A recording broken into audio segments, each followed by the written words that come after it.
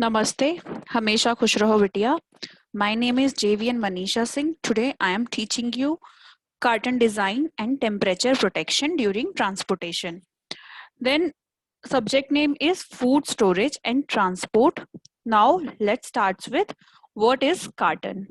A carton is a box or a container usually made up of paper board and sometimes of corrugated fiber board. Many types of cartons are used in the packaging. Sometimes a carton is also known as a box. Now types of cartons. Folding carton. First one is folding carton. As the name indicate, it is foldable. A carton is a type of packaging suitable for food, pharmaceuticals, hardware, and many other types of products. Folding cartons are usually combined into a tube at the manufacturer and shipped flat to the packager. Tray styles have a solid bottom and are often shipped as flat blanks and assembled by the packager. Some also are self-erecting. High-speed equipment is available to set up, load, and close the cartons.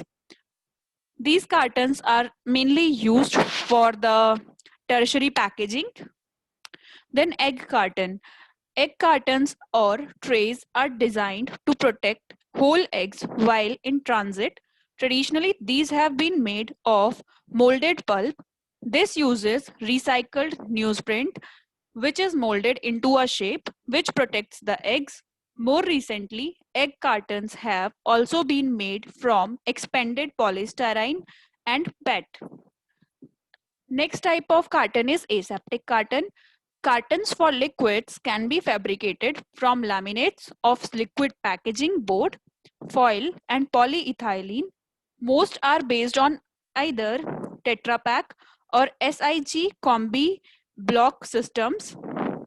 One option is to have the printed laminate supplied on a roll. The carton is cut, scored, and formed at the packager. A second option is to have the pre-assembled tubes delivered to the packager for completion and filling. These are suited for aseptic processing and are used for milk, soup, juice, etc. Paperboard based cartons are lighter compared to a similarly sized steel can but are more difficult to recycle. Some open loop recycling operations palletize or flatten ground up cartons for use in building materials. Closed loop recycling is possible by separating the layers before processing, though some recyclers only recycle the cardboard fibers. Next type of carton is gable top carton. Gable top cartons are often used for liquid products such as milk, juice, etc. These uses polyethylene coated paper board or other liquid packaging board and sometimes a foil laminate. Most are opened by pushing open the gables at the top back and pulling the top out. Some have fitments to assist in opening and eating the contents. Then temperature protection, basically during transportation. The Food Safety Modernization Act was created to protect food from the contamination, especially as it is transported through the supply chain. Government agencies aim to track foodborne outbreaks that can cause people to fall ill from eating food contaminated during production, processing, or transportation. Truck drivers plays an important role in preventing contamination within the supply chain and help maintain food safety during transportation of food products. The main regulation that applies to transport of food in the Food Safety Modernization Act is the sanitary transportation of human and animal food. Many refrigerated transport companies follow a process control system called HACCP. This process identifies points in the transport process where hazards may occur, and a plan is then created to deal with these threats. The three main hazards associated with delivery of frozen foods of HACCP are: first one is physical hazard. hard or sharp objects or other foreign materials that can cause injury, such as choking, cuts, or broken teeth.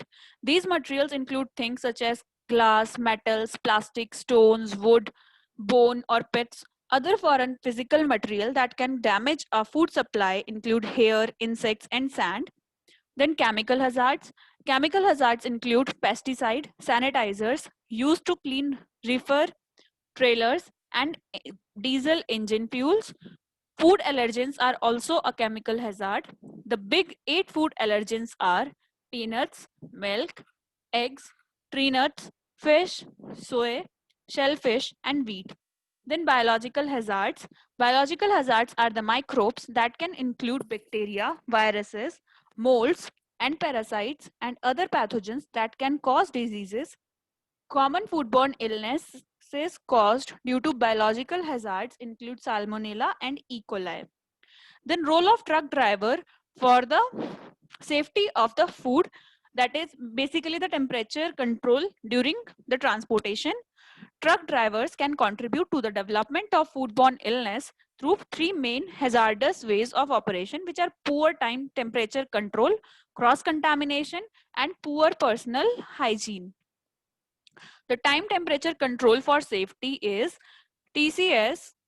Foods are those that needs temperature control to stop the pathogens from growing or forming toxic material. Milk, cooked rice, and meats are examples of TCS. Foods that can develop pathogens to the dangerous levels within hours if temperature is not controlled for safety. Fruits and vegetables are usually meant to be cooled and not frozen. However, to name a vegetable that is often frozen is green peas. To prevent time temperature abuse when transporting food. To prevent time temperature abuse when transporting food, ensure the trailer is cooled to the required temperature before loading. Then improper hot holding and improper cooling are both examples of temperature abuse. Then owner operator truck drivers are responsible for cleaning trailers between the loads to remove physical objects, dirts, odors, and other residues left behind from the previous load. Another task for the drivers are presented to completing include the monitoring of clearly identified upper and lower temperature limits. Loaders and unloaders working with full and empty trailers must practice personal hygiene practices. Then shippers and carriers are required to have written procedures with regards to food safety. Specific information such as temperature controls, cleaning maintenance, documentation, and previous load information must be retained in a carrier's record. In the food industry, a carrier is the company that transports food using tractors and trailers. Security seals are used to prevent tampering while in transit and must match the bill of lading. LTL carriers that have multiple pickup and delivery points should require drivers to reseal the trailer at each stop. If a driver becomes aware of a temperature control failure, a qualified food safety inspector must be notified of the instance, and that food should not be sold or distributed until a determination of safety is made. Wearing gloves can keep food safe by preventing contaminants from spreading.